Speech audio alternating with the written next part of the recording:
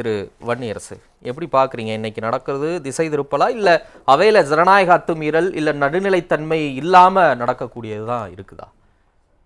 இல்லை, அதாவது மரியாதைக்குரிய சபாநாயகர் அவர் அப்பாவு ஐயா அவர்கள் அவர்கள் மீது நம்பிக்கை இல்லை, அவருடைய நடவடிக்கைகள் அல்லது அவர் செயல்பாடுகள், அவர் சபையை நடத்துகிற விதம் எங்களுக்கு நம்பிக்கை இல்லை அப்படிங்கிற அடிப்படையில் ஒரு தீர்மானத்தை கொண்டு வந்திருக்கிறாங்க.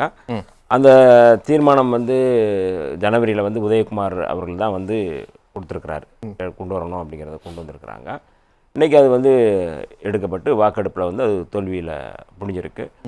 ஒரு தீர்மானம், நம்பிக்கையில்லா தீர்மானத்தை கொண்டு வருவதற்கான எல்லா ஜனநாயக உரிமைகளும் எதிர்கட்சிகளுக்கு இருக்குது. ஏன்னா கடந்த நீங்கள் சொன்னது போல் 2017 இதே பிப்ரவரி 18ஆம் தேதி இதே தீர்மானமாக நம்பிக்கையில்லா தீர்மானத்தை திமுகவும் கொண்டு வந்தாங்க. அதுவும் தோல்வியில் முடிஞ்சது. அப்போ ஒரு 8 வருஷம் கழித்து மீண்டும் இந்த நம்பிக்கையில்லா தீர்மானத்தை கொண்டு இதை முன்னெடுக்கிறாங்க அப்படின்னா, இப்போ அவங்க அதிமுக முன்னெடுக்கின்ற அல்லது அவங்க வைக்கக்கூடிய கோரிக்கைகள் அல்லது அவங்க முன்னெடுக்கின்ற அந்த கேள்விகள் அதில் நியாயம் இல்லை அப்படின்னு நம்ம மறுதளிச்சிட முடியாது. அதிமுக கோரிக்கைகளை அதை தான் நான் சொல்ல வரேன். அது நீங்கள் எனக்கு வாய்ப்பு கொடுக்கல, எங்களுக்கு நேரலை இல்லை, இல்லை எங்களுக்கான வாய்ப்புகள் குறைவாக இருக்குது அப்படிங்கிறதுல கட்டாயம் உண்மை இல்லாமல் இருக்க போகிறதில்ல. நம்ம பார்க்குறோம், அதில் அதுக்கான வாய்ப்புகளை நம்ம பார்க்குறோம்.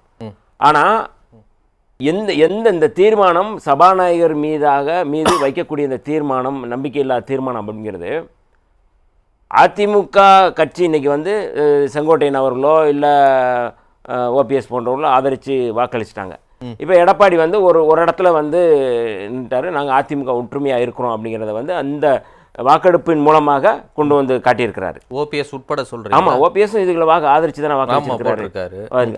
அப்போ அதிமுகக்குள்ளே ஒரு குழப்பத்தை விளைவிக்க வேண்டும் என்று பாஜக விரும்புகின்ற நேரத்தில் பாஜக இதை ஒரு சூழ்ச்சியாக அதிமுக செங்கோட்டையனை வச்சு ஒரு ரோல் பண்ணுது, இல்லை ஓபிஎஸை வச்சு ரோல் பண்ணுது, சசிகலாமா வச்சு ரோல் பண்ணுது அப்படிங்கிறத, இல்லை நாங்கள் அதிமுக ஸ்ட்ரென்த்தாக தான் இருக்கிறோம் அப்படிங்கிறத ஒரு காட்டுவதற்கான ஒரு தீர்மானமாக தான் இதை பார்க்க முடியுமே ஒழிய, எங்களுடைய உரிமைகளை நாங்கள் மீட்டெடுப்பதற்கு, எங்களுக்கான வாய்ப்புகளை உருவாக்குவதற்கான ஒரு தீர்மானமா அப்படிங்கிறது அது இல்லை. அப்படிங்கிறது முழுக்க முழுக்க அரசியல் கணக்கு, இல்லை உள்கட்சி கணக்கு இருக்குன்னு அதுதான் சொல்கிறேன். நீங்கள் வாய்ப்பு இருக்கா, அதாவது ஜனநாயக பூர்வமாக நீங்கள் எங்களுக்கான உரிமைகள் இருக்குது, நாங்கள் சபாநாயகர் பாரபட்சம் நடக்கிறாரு, அது உங்களுக்கு உரிமை இருக்குது, நீங்கள் அது கேட்கலாம், அது பிரச்சனை இல்லை. சரி, நீங்கள் சபையை பார்ப்பவர்கள், நம்ம மாதிரி நேரலையை பார்ப்பவர்களுக்கு தெரியும், சபாநாயகர் அப்படிங்கிற இவர் அப்பா ஐயா எப்படி அவர் ஒரு ஸ்ட்ரிக்ட் ஆஃபீஸராக அங்கே செயல்படுறாரு, ஒரு ஆசிரியராக இருக்கிறாரு, எப்படி அவர் செயல்படுறாரு.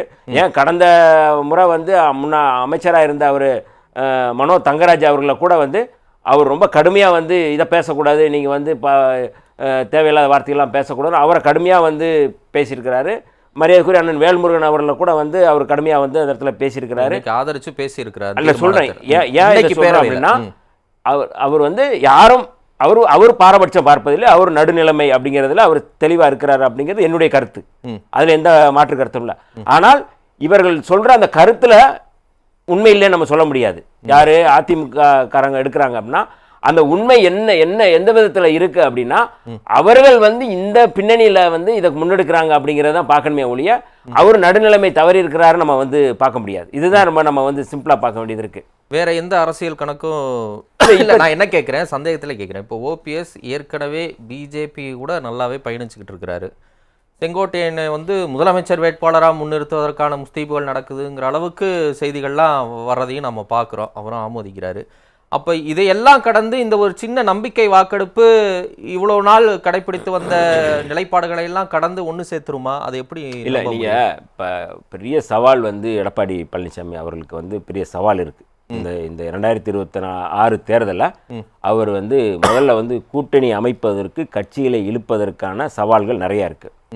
அந்த சவால்களை அவர் அதை சமாளிப்பதற்கு முன்பாக கட்சிக்குள்ளே இருக்கிற சவால்களை அவர் சமாளித்தாதான், கட்சி வலிமையாக இருந்தாதான். இப்போ இந்த கூட்டணியில் அவங்க போய் சேர்றோம் அப்படின்னா அந்த கட்சி அதிமுக வலிமையாக இருக்குது, அவங்க கூட போனோம்னா நம்ம ஓரளவுக்கு நம்ம நின்று ஜெயிக்க முடியும் அப்படிங்கிற நம்பிக்கையை எப்படி உருவாக்க முடியும் அப்படின்னா, நான் அதிமுக வலிமையாக இருக்குது, அதிமுக ஸ்ட்ரென்த்தாக இருக்குது, அதிமுக கூட போகிறது மூலமாக நம்ம வந்து மீண்டும் வந்து ஒரு இடத்துல வெற்றி பெறலாம் அப்படிங்கிற இடத்துக்கு நகர முடியும்.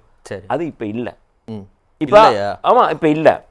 லீடர்ஷிப்பே அவருக்கு தடுமாற்றமாக இருக்குது. ஒரு தலைமை அப்படிங்கிற அந்த லீடர்ஷிப்பே அவருக்கு ஏன் தடுமாற்றம் இருக்குன்னா, கட்சிக்குள்ளே வந்து ஒரு சீனியராக இருக்கிற செங்கோட்டையன் அவர்களே அவரை பொருட்படுத்த மாட்டாரு. ராஜேந்திர பாலாஜி ஒன்று பேசுகிறாரு, மாஃபா பாண்டியராஜனை வச்சுட்டு ஒருத்தரை தொண்டரை அடிக்கிறாரு. இது வந்து ஒரு இப்போ ஜெயலலிதா அம்மையார் இருக்கும் பொழுது அந்த வலிமையான தலைமை இருக்கும்போது இப்படி நடந்திருக்குமா அப்படிங்கிற கேள்வி எழுப்புறோம்ல. அப்போ அதிமுகவுக்குள்ள இவரை வந்து பொருட்படுத்தாத தலைவர்கள், பொருட்படுத்தாத ஆளுமைகள் இங்கே இருக்குது அப்படிங்கிறத நம்ம வந்து பார்க்க வேண்டியது இருக்குது. இப்போ இதையெல்லாம் கணக்கில் வச்சு தான் இவர் வந்து என்ன பண்ணுறாருன்னா, இல்லை நம்ம இந்த இடத்துல வந்து அதை என்னன்னு பார்ப்போம் அப்படிங்கிற அவர் ஒரு ட்ரையல் பார்க்குறாரு. ஏங்க இதை ஒரு உட்கட்சி ஜனநாயகமாக எடுத்துக்க மாட்டீங்களா? இந்த மாதிரியான முரண் கருத்து வர்றத இல்லை, உட்கட்சி ஜனநாயகம்னா வந்து அதுக்கான ஸ்பேஸ் இருக்குது, அதுக்கான பொதுக்குழு இருக்குது, அதுக்கான இடங்கள் இருக்குது. போய் அடிப்பாங்களா ஸ்டேஜில் வச்சு? இல்லை, அது வேற. இப்போ நான் உங்ககிட்டே வரேன். இப்போ விடுதலை சிறுத்தைகள் கட்சியில் கொஞ்ச நாளைக்கு முன்னாடி திரு ஆதவர்ஜுன் துணை பொதுச் செயலாளராக இருந்தார். பல இடங்களில், பொது இடங்களில் உங்கள் கட்சி நிலைப்பாட்டுக்கு மாறா இல்லை ஆலோசிக்காமல் அவர் தன்னிச்சையான கருத்தை சொன்னார். நீங்கள் நடவடிக்கை எடுத்துட்டீங்க. அது ஒரு பக்கம் இருக்கட்டும். அப்போ அந்த காலகட்டங்களை விமர்சனங்கள் முன்வைக்கக்கூடிய காலகட்டத்தில் இது ஒரு ஜனநாயக பூர்வமான ஒரு அங்கம் அப்படிங்கிற கருத்து உங்கள் கட்சியிலேருந்து வந்தது இல்லை. இப்போ அதே மாதிரி அதிமுகவில் வருதுன்னு ஏன் பார்க்க முடியல? அதில் ஏன் ஒரு பின்னணி இருக்குன்னு? இல்லை, என்னுடைய கேள்வி, ஒரு ஒரு ஜனநாயக பூர்வமாக ஒரு கேள்வி எழுப்புறோம் அப்படின்னா, ஜனநாயக பூர்வம் ஒன்று சொல்கிறாங்க அப்படின்னா, அதை அதிமுக ஆதரிக்குமா? அதை வந்து பாஜக ஆதரிக்குமா? அதை அண்ணாமலை வந்து ஆதரிப்பாரா எங்கள் கருத்துக்களை? ஆனால் ஓபிஎஸ் கருத்துக்களை வந்து பாஜக ஆதரிக்குதுல்ல, செங்கோட்டையன் கருத்துக்களை வந்து பாஜக ஆதரிக்குதுல்ல. அதனால பின்னணி ரெண்டுக்கு டிஃப்ரெண்ட் இருக்குது. நீங்கள் வந்து ஒரு ஜனநாயக பூர்வமாக எழுப்பக்கூடிய யார் வேணாலும் கேட்கலாம். அது ஒரு ஜனநாயக இயக்கம் தான், அதில் பிரச்சனை இல்லை. பொதுவெளியில் வச்சு அடிப்பாங்களா? ஏன் மாஃபா பாண்டியராஜன் எதுக்கு வந்து இங்கே மாவட்டத்துக்கு வராருன்னு சொல்லி அடிப்பாங்களா? இது என்ன? இது வந்து உள்ள வந்து ஒரு பெரிய பூகம்பம் வெடிச்சுக்கிட்டு இருக்கு. அது தலைமை வந்து அது தடுமாற்றம் இருக்கு. எடப்பாடி அவர்கள்ட்ட ஒரு தடுமாற்றம் இருக்கு. அந்த தடுமாற்றத்திற்கு ஏதாவது வந்து நம்ம வந்து சரி செய்ய வேண்டிய பொறுப்பு அவருக்கு இருக்கு. அது காரணம் தான் அதை வந்து நீங்க வந்து இந்த மாதிரியான ஒரு சட்டசபையில் அவர் ஒரு ஆக்கப்பூர்வமான ஒரு எதிர்க்கட்சி தலைவர். அப்போ எதிர்க்கட்சி தலைவர் வந்து தன்னுடைய ஆளுமையை நிலைநிறுத்த வேண்டிய அவருக்கு வந்து தேவை இருக்கு. அந்த தேவையை வந்து எப்படி பண்ண முடியும்? தேவையின் வெளிப்பாடு தான் இந்த தீர்மானம். அதுதான் வந்து மாண்புமிகு முதல்வர் அவர்கள் அதை தெளிவுபடுத்துறாங்க. நீங்க வந்து பேசுற, நீங்க கொடுக்குற சப்ஜெக்ட், இப்போ வந்து எவ்வளோ பிரச்சனைகள் இருக்கு. நீங்க வந்து ஒரு செய்தி, நீங்க வந்து மக்கள் பிரச்சனை தொடர்பாக, மக்களுக்காக பேச வேண்டிய பிரச்சனைகள் தொடர்பாக, ஆளுநர் தொடர்பாக பிரச்சனைகள், இந்தி திணிப்பு பிரச்சனை தொடர்பாக நிறைய பிரச்சனைகள் இருக்கு. இந்த பிரச்சனையை வந்து நீங்க பேசாம நீங்க வந்து அவர் மேல நம்பிக்கை இல்லா தீர்மானம் வந்து எதுக்கு கொண்டு வரீங்க? திசை திருப்பல். நீ தோல்வி அடையும் தெரியும்ல, நீங்க கொண்டு வர்றீங்கல்ல. அப்ப தெரிஞ்சுதானே நீங்க கொண்டு வர்றீங்க. அப்ப இதுல என்ன நோக்கம் இருக்கு? ஒண்ணுமே இல்லையே. ரைட். சுருக்கமா ரெண்டு பேர் காத்திருக்காங்க சார். சகோதரர் சொன்னது அடிச்சதெல்லாம் உண்மைதான். ராஜேந்திர பாலாஜி மறுநாள் காலையில் 6 மாவட்டத்துக்கும் அந்த பொறுப்பாளர்களுக்கு பின்னிடுவோம் பின்னிதெல்லாம் வச்சுக்கிட்டீங்கன்னு சொல்லி ஸ்ட்ரைட்டாவே அவங்கள கண்டிச்சது.